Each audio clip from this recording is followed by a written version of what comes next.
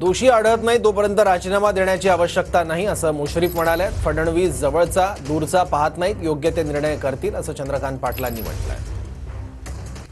आपल्याला जोपर्यंत कोणी दोषी असेल आढळत नाही तोपर्यंत राजीनामा देण्याची काही आवश्यकता नाही। सुरेश धसने जे आरोप केलेले आहेत त्यावेळी मी विधानसभेत हजर होतो आणि काल धनंजय मुंडेंनी त्याचं उत्तर दिलं की जो आरोपी असेल त्याला तुम्ही फाशी द्या, काय असेल ती शिक्षा करा।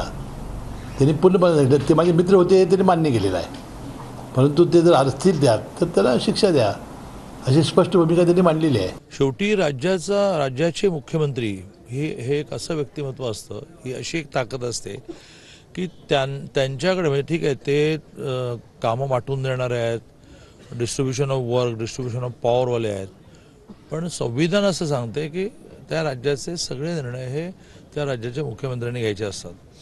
तर मुख्यमंत्री देवेंद्रजी हे समर्थ आहेत, ते त्यातला योग्य निर्णय करतील।